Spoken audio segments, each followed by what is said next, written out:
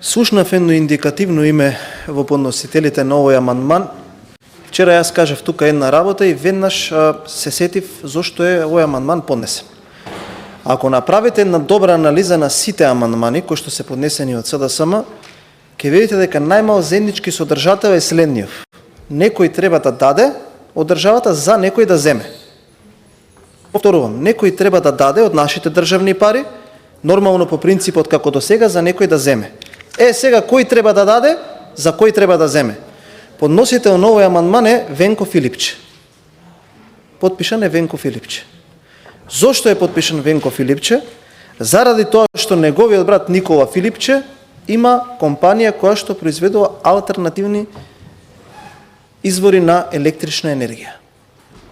2025 година менување на детален урбанистички план во општина Дојран, каде што тие имаа градоначелник, и инсталирање од фотонапонска централа од 23.000 метри квадратни, за да се купи 130.000 евра струја.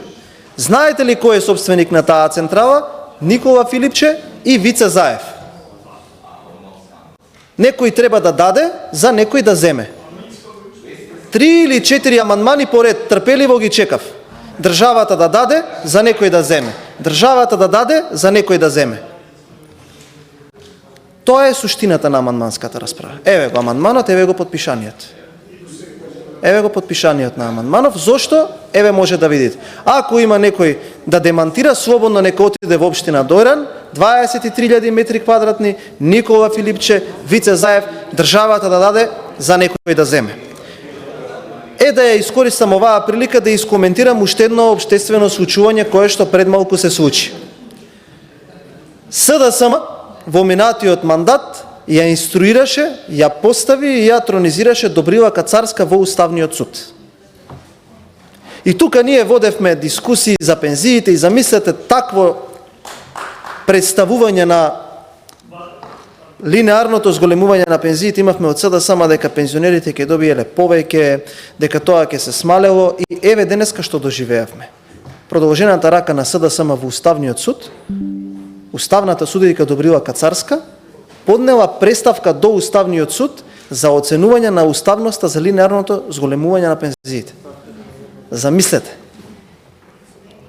Ај кај што ги навредуваа луѓето 7 години, ај кај што ги испокрадоа со менување на модели швајцарски, па вакви, па струмички, на па крај слегоа лоповски модели.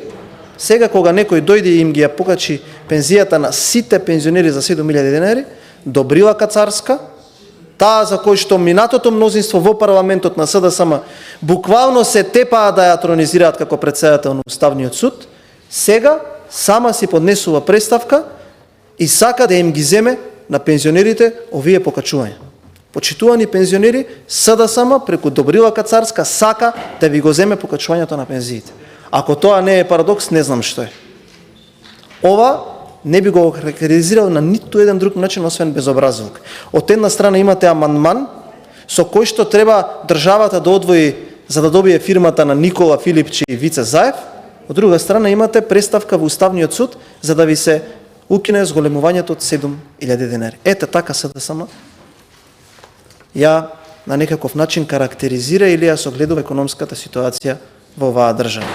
За среќа, нивното мислење повеќе не е важно, за среќа не се тие кои што одлучуваат, така да повеќе во оваа држава нема да има издвојување на народни пари за да може да добиваат фирми без никакви критериуми, за да може да се обогатуваат одредени фамилии блиски до челниците на власта.